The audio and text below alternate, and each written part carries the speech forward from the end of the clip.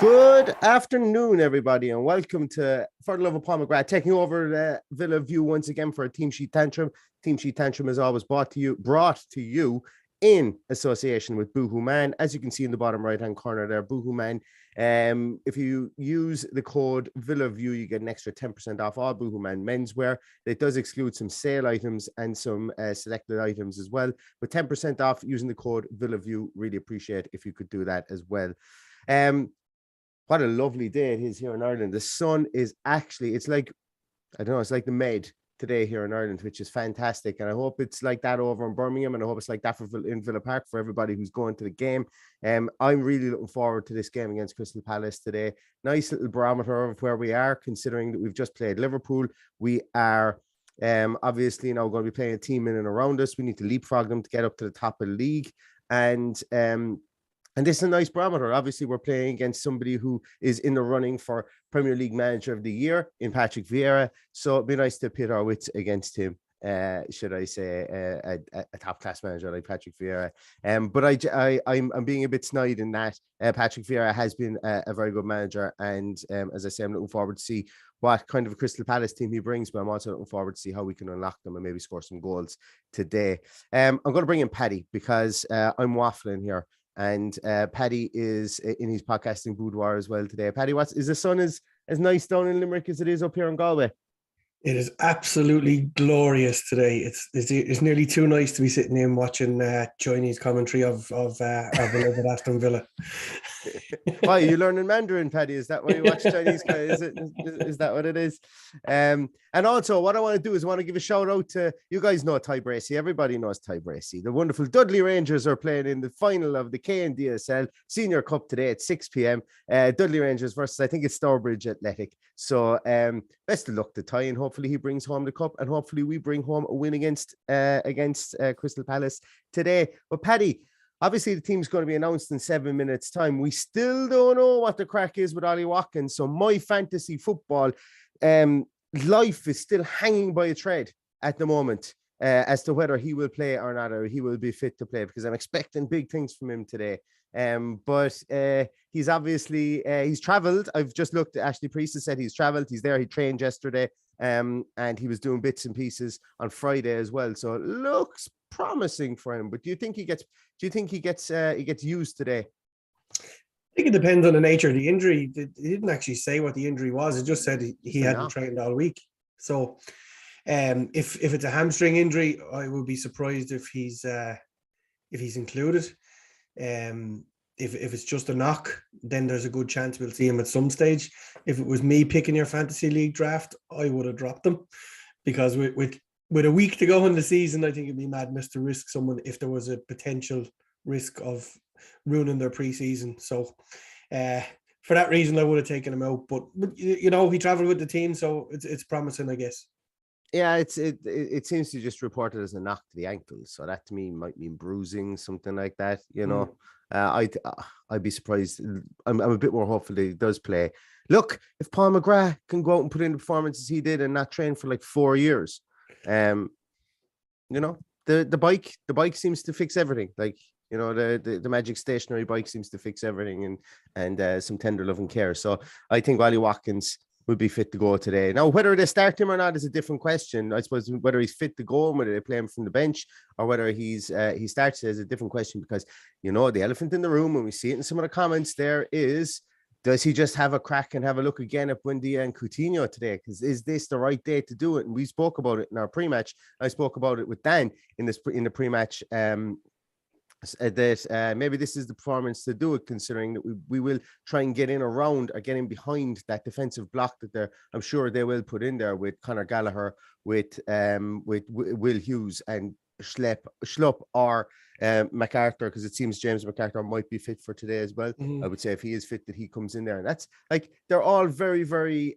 complementary players. I think when they're like, none of them are going to, you know, they're not superstars. Conor Gallagher has been very good this season, but you know, if you put Coutinho and Buendia in around there, you would hope that they would be able to get in around them, even though they are accomplished players in their own right. Absolutely. I think that's where we'll win the battle today. I think that's where we win the game today. If as expected Watkins misses out or doesn't start, you can't see any reason why he would go with somebody else up top. So he'll go with 2 in behind. And as a result, I think that might be the changes needed to unlock them today. Paddy, this is one of the best compliments I think I've ever gotten in my life. I just saw it. Wait a minute. No, let me put this up. I'm going to put it up and I'm going to make it stay there for a while. Sam John, you've made my day. I look a bit like Neil Cutler today. Now, Neil Cutler probably is a foot in height than me, which is grand. But Neil Cutler's a good-looking man, so I'm okay with that. I'm okay with that. I don't know what he like to be compared to my little salt and pepper beard that I've got going on here, but thank you. This is the kind of stuff I come to the podcast for, to be complimented like this. That's made my day. That's made my day. But I suppose getting back to the game today, Paddy, there's I can't see too many surprises. I'm once again, I've been trotting it out time and time again that there has been a taste of experimentation to a lot of the teams that we've put out recently. But I think we're beginning to kind of settle back into the pattern of teams once more. I think we're more so setting into a pattern of play more so than a pattern of our team, because, I think like now that we've got, I'm not going to say that we've got a choice of defensive midfielders, but now that we've started playing a defensive midfielder again, like we did against Norwich, then on Burnley, then on to Liverpool, we just see a lot more coherent performances, and I think Gerrard is going to settle on that. Like, it's not going to be young Tim, I don't think, today. I think it's going to be in the Canberra. I don't think Chambers would be risked in there either, because they do have some nippy players. Like, I wouldn't like to see Eze or Olise fronting up Chambers too much in that defensive midfielder position. But I think we'll see Nakamba in there to start, and we'll see what happens. Maybe he brings on young Tim at 70 minutes. Maybe Nakamba's fit to go for the full 90. Who knows? But we're 2 minutes or less than 2 minutes away from the team being announced. I think it's an important point with the defensive midfielder, and I just like to see him make a like for like change today, as opposed to dropping Dougie back in there again. Yeah, so that's what I was getting at. I don't like, some people just don't get it. Dougie is not a 6. He's done a job for us to the best of his ability, but we've seen, especially against Liverpool the other night, how good he can be at 8. So just pick him there and pick him in his natural position and let him flourish. There he is. There's the man himself, the man who's looking to bring home the bacon later on today. Best of luck to Ty Bracey, and to his soldiers going out today in battle. Couple of people here are just taking a little scan through. You know what? It's nice to kind of see that when we're talking about the names that we could bring in, that it's not a case of just firing something at the wall. We now have a fit enough squad, and I suppose an experienced enough squad, and a squad that we're comfortable enough now. There's a lot of players coming back from injury that, we can play things and we can make a very measured rationale behind why we've picked certain players. That's what I'm beginning to like about this. It's going to be an interesting one. And somebody's saying the lineups are out. If the lineups are out, they're a minute early. I haven't seen them. You sure lineups are out? I don't see it up in the Villa Twitter page just yet. So we will give them one more minute. But what I'm talking about here is, do we play Nakamba? Do we play maybe another defensive midfielder? Do we play Chambers? Do we play Dougie as an 8? Do we bring in Carney? Do we play the 2 10s as opposed to 2 9s? So we've got options. We've got options with experienced players, and we've got options with players who have done the business over the last couple of weeks and are maybe playing with a small bit of form. So this is nice. This is a nice position to be in as we roll down the year and into next year. As I've said before, pre-seasons mean an awful lot, and next season's charge will be built within the pre-season, I think, but it'll be built off what we see between now and the rest of the season as we challenge ourselves against a team around us, a team below us, and a team at the top of the league. And it's a nice kind of, they're nice kind of what would I call them, data points to be able to put towards the end of your season. And to be honest with you, it's probably how you'd like to start the preseason. You'd like to start with a team of maybe and I don't want to call Burnley a team of lesser ability, but you know what I mean. A team that you'll be going out hoping to beat, a team that you'll be going out hoping to match, and a team that you'll be going out hoping to see how you get on against them. Now the teams are out. And you're going to be happy. And I am going to be happy. Jesus. So we're going to wait for them to load up here in the system before I start trying to finagle anything here.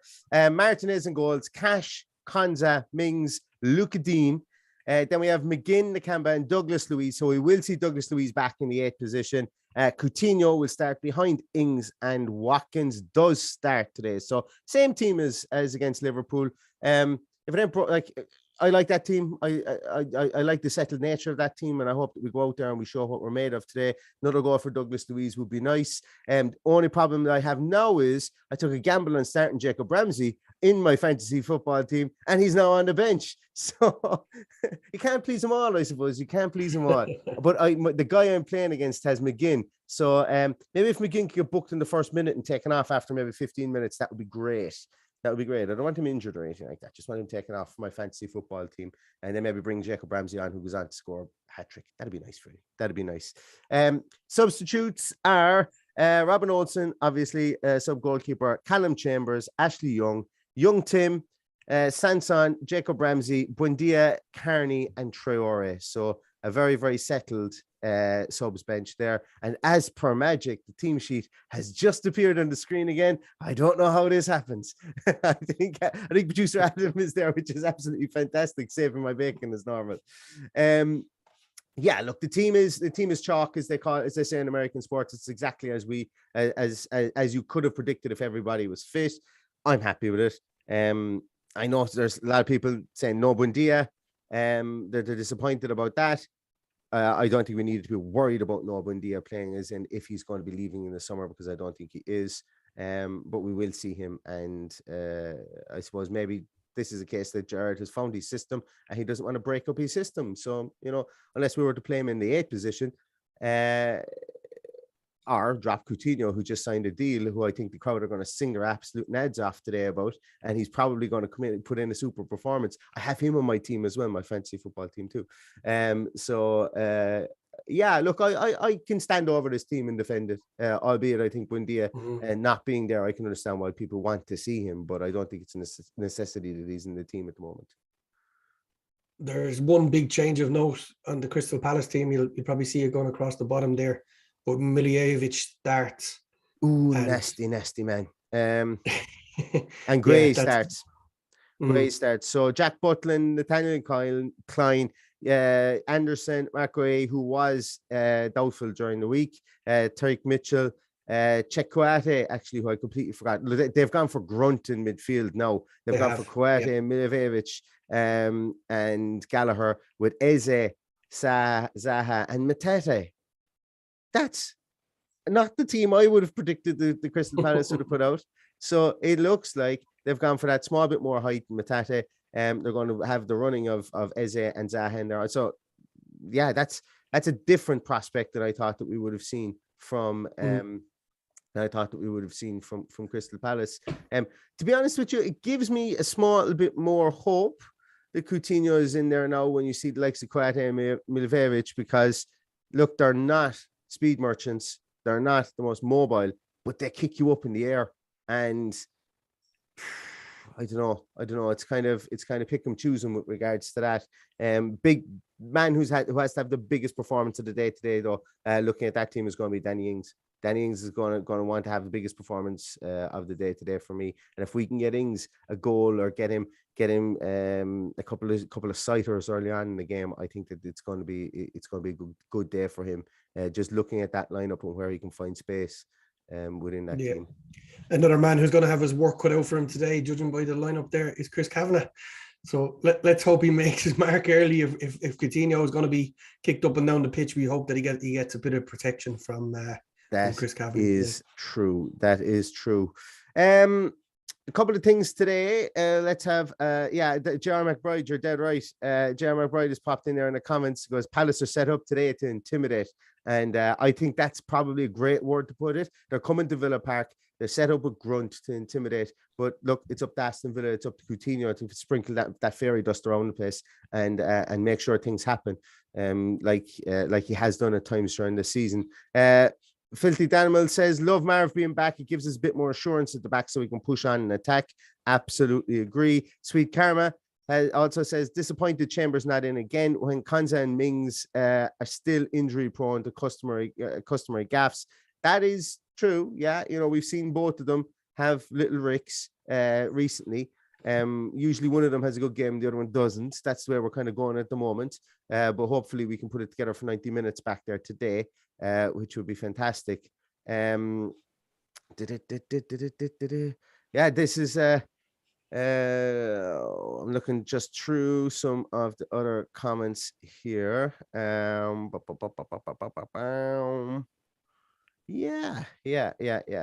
Simon Watson, Palace red card inbound. Maybe.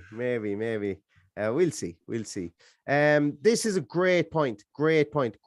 Sam Mobbs, super point. And it's something actually I had written down on a piece of paper that I must have knocked off my desk because I wanted to talk about it today. We do need to see some better distribution from the back four and the goalkeeper today. I'm not going to say getting frustrated by, but it's very predictable at times. Now he's bloody good at it. Don't get me wrong, but Emi Martinez, that little 35 to 40 yard pass right on the sideline to our fullbacks, where our fullbacks headed back in field. I'm still not sure what the hell that's all about. I know it drags people across the field, and you have to do that. You have to drag people across the field, but you're really putting a massive amount of trust in the fact that Matty Cash and the Luke Dean can head the ball perfectly down to one of our midfielders. To me, it creates a small bit of consternation. Now, I know the averages are that if he loses the header, it goes out for a throw-in, and at least it doesn't give them an opportunity to head the ball back 20 yards from one of their centre halves and get it in a central position where they can formulate an attack. Because if you're picking it up out there, it's going to be a lot more difficult because there will be a swarm effect of people running across. So I think it's kind of like in rugby where you kick for the corner and then you kind of hope that something happens from there. In football, it's the playing the percentages, but we see a lot of it. We see a lot of it in the game now, and our two centre halves as well. I'm beginning to see a bit of shakiness and concept with the ball at his feet, and we know Mings is very fond of the longer ball. So I do think our back four need to be a bit better with distribution today. I do think we need to utilize Douglas Luiz as the pivot, maybe further forward, and getting the Nakamba back further in between the back two to allow our full backs to go forward as well. I think it's going to be pivotal, but be interesting to see what way that goes today. Yeah, and the one thing I noticed when I was at the Leicester game, being behind the goal, was when Martinez did ping one out to Matty Cash that way, it created an awful lot of space down the left because everybody gets sucked across, and as a result, the ball went out to Ashley Young eventually, and we created a chance for, I think it was the initial chance for Leon Bailey. So that's the object, is to congest that area, get the ball out wide on the opposite side, and try and hit them on the attack, on the counter attack as such. But it doesn't always work. But if it works, it works well. I agree. Alex Roberts says Nakamba occupying Gallagher's shadow today. I don't think so. I think Douglas Luiz will. I think the beauty of playing Douglas Luiz further forward as an 8 is that, look, he's not the worst defender in midfield of all time. Like sometimes you forget that we're putting him in an 8 position, and maybe he's able to thrive because he's able to get his tackles in higher up the field, and maybe his pressures and his successes may not be, or maybe at the same level because he wasn't great at those as a 6. But maybe when he's further up the field, he's putting the pressure on a bit further up, and is getting on the ball more. I think it'll probably be Douglas Luiz that picks him up. I don't expect Mijovic and Kouate to go too far forward. So I think that gives McGinn a kind of a sweeping role between probably to sweep back and to help our fullbacks, and most likely to help Matty Cash. And I think it gives Nakamba more of an opportunity to kind of sit into making a back three when we go further forward. So that would be kind of the situation I would see for me, but because I don't think Conor Gallagher is going to be too far forward with the fact that they've got Zaha, Eze, and Matata up there today. Gallagher, I think they're more than likely will be a huge gap between their 3 central midfielders and their 3 attacking players, and that could be an area that we can dominate and keep the ball. And as I said, probe for that little ball that will unlock them. I'd imagine the 2 big boys will sit a bit deeper, and Gallagher will probably sit in front of them as an 8, not too far forward. So that's the judging by what they've put out there, that's where I see us dominating the ball. Yeah. Mateta, whose name I've been pronouncing correctly there. Like, I forget how big he is. Like, he's 6'4". Not the most prolific striker. I should not have said that. Where's the wood that I can touch? Everything's made out of wood. Touch wood.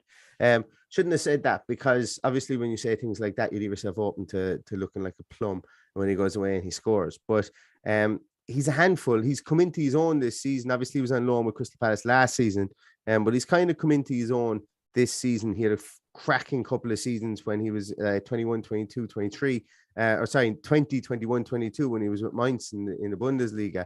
He's a 1-3 record, or better than 1-3 record for a young player. Is fantastic.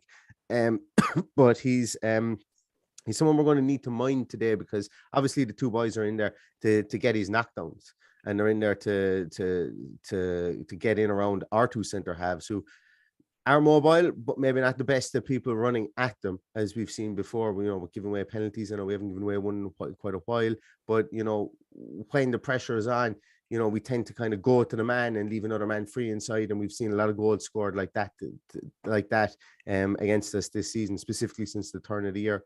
But he's going to be somebody that I think is going to go under the radar, and if we are going to win the game, we're going to need to get in around him, make sure that the knockdowns don't go anywhere near Eze or anywhere near Zaha, and that's going to be the job of Marvelous Nakamba.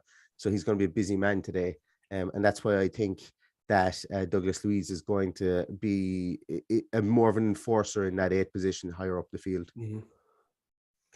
Yeah, can't argue with all of that. It's going to be a busy day for Matt Cash, as we said in our preview during the week. Zaha always seems to have a good game against us, so if we can keep him quiet, we cut off a lot of their. Because let's face it, when the ball is on the deck, they use them an awful lot. So when the ball is in the air, you can see it going high for Mateta, or however you want to pronounce it. Yeah, guys, we've come to the part of our podcast where, number one, I want you to give a thumbs up to the stream. That would be really nice, really, really help us.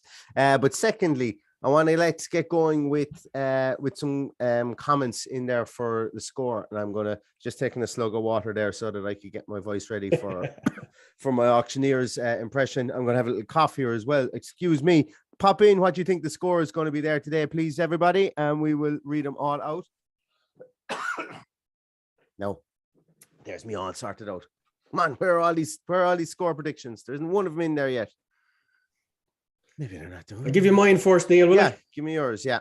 I'm gonna go for a 2-1 win and a goal today for our new player, Philippe Coutinho. Our new permanent player, Philippe Coutinho. Nice. I'll take that indeed. They're flying in here. So we've a 17-0. We've a 17-0 in there. I love these morning drinkers. But they're flying in here, so let's get cracking. I'm actually going to try and load them all up first to just be easiest for me, and that's what it's all about, being easy for me. Okay, let's go. So Mark Holmes says we're worried about who we can stop on their team, but looking at the Palace team, they're fairly worried about how we are going to play. Villa 2-0. Ings and Luis. Sweet Karma says 5-3 for Aston Villa. Nathan White says 3-0 Coutinho double. Blobman says 3-0 Villa. Eddie Walsh says 3-1 Villa. Ace edits, we'll score 2 goals, but Palace may score 1. I think that means it's going to be 2-1 or maybe more than that. Brent Riverboat says 1-1. Olivia says 4-2. Filthy Danimal says 2-0. 3-1 McGinn, Jua Banger says Bashik. 3-1 to the Villa says Alex Roberts. Excuse me, Master says 2-2. Jack says 3-1 Villa. Jordy Villan says it's not like he's going to have a great game today anyhow. Villa 3-0 win. 17-0 for Batty Bliss. 3-0 Villa, Coutinho, Watkins and Ings. Love of 40s Live says 3-1 Villa. 2-0 Watkins and Coutinho, says Simon Watton. 2-2 Cat Cannon. 2-0 to Villa, says Owen Bradley. John Steele says 3-1 Villa, and John Green copies him with 3-1 Villa. We have more in here as well. I hope I'm not missing anybody. There we go. So I'm just going to load these guys up here as well. There's JR's one, Coutinho, Keith Kelly. Okay, so Rob J says, love you two Irish villains. We win today 3-1 up the Villa. Manvir Barha says 3-0 Villa. Come on, up the Villa. Sean Lane says 4-1 Villa. Karma surely meant Villa 53, Palace 0, says the Geordie villain. I'll take that. Keith Kelly says 3-0. If we get the lead, they won't be able to live with us. Ty Doyle says 4-1 Villa. Coutinho brace Luis. Louise and Watkins. 3-0 Villa, says Stephen Wright. J.R. McBride says, after seeing the Palace lineup, I predict tight 2-1 Villa win. Pascal Dunn says 3-1 to Villa, I presume. Fingers crossed. Aurelio Gomez says 3-0. I presume that's the Villa. Damien Leach says 2-1 to Villa. Ings and Dougie. Paul C says 3-0 Villa. Zaha to be carded. Lol. Adam Bates says 3-0 to Villa. Junior Bennett says 2-0 to Villa. Gav Dees says 2-1 Coutinho and Cash. Paul Shakespeare, 5-0, easy Villa win. Absolutely easy 5-0 Villa, easy whipping, should I say. Standing on the word, good to see you. 3-1 to the Villa. Any more there before we call this a day? Owen Bradley says, hoping for a fast start again. I think we have a consensus. I don't think anybody put in the Villa we're going to lose today. I don't know whether that makes me confident or nervous. I haven't given my prediction. I think we're going to see an Aston Villa 2-0. I'm going to go with today. Aston Villa 2, and so does Summitism Karma, Cody Humphrey. I love your optimism. 37-0. Matthew D'Andrea says 3-1 Villa. And standing on the word gets the last word when he says, must see Coutinho masterclass, please, praying emoji. And I agree with him, because I think there's a lot on, there's like a lot of people are going to be expecting a lot of things from Coutinho today. He's had a couple of quiet weeks, probably about 6 quiet weeks in a row, to be honest with you, since the Spurs game. So, you know, hopefully he was resting up, charging the batteries for a day like today. And to be fair, if there was ever going to be a day for us to turn on the show, let's call it, it's going to be the day that 7 minutes before kickoff, our heroes in 1982 are presented in front of the crowd, and we, you know, the flags are going to be waving. It should be a raucous atmosphere there today. We should be getting behind the team. It would be nice for our current crop to go out and see those guys who would be held in esteem for the rest of their lives as the greatest ever Aston Villa team. And it's up to those guys that are there now to change. Well, probably not all of them, but who knows, in the future we might get back to that stage again, that we're competing for trophies on that level. But yes, I think the crowd is going to be a huge factor today, and get in there early, wave your flags, make some noise, and get behind the team. Absolutely, 100%. I'd love to be there, and I'd love to get my hands on one of those flags. But c'est la vie, as they said. There'll be maybe it'll be over there for the 50th anniversary, God willing. But as I say, Aston Villa have a job to do today against Crystal Palace. The fanfare would be fantastic. It would be absolutely warranted. As I say, I was there for the 25th anniversary, which is a really special day against Sheffield United.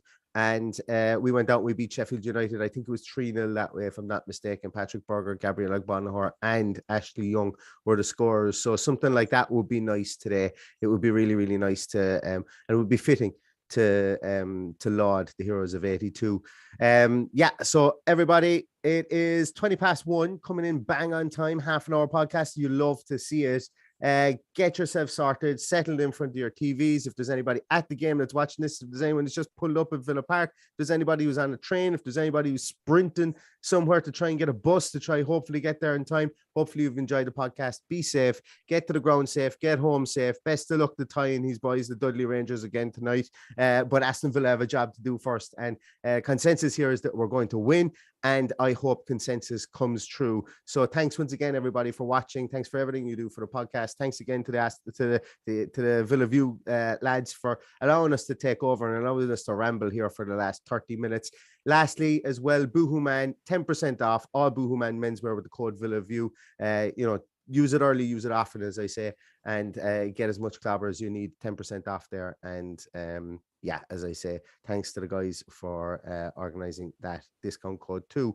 So with that, as I say, consensus is that Aston Villa are going to win today. Hopefully, as I said, consensus becomes reality, and we will be back with a post-match reaction pod, maybe tonight, who knows? I often tease these and then into something, life gets in the way afterwards. But put it this way, as I said again, if it is the 17-0 that the Barry Bliss, I can't remember who it was, put up, we will definitely be on with a immediate post-match reaction pod, so you can catch us then. The guys at the Villa View will be back with a post-match pint as well with Purity. But until then, guys, enjoy your day, enjoy the match, and all that's left to say is up the Villa.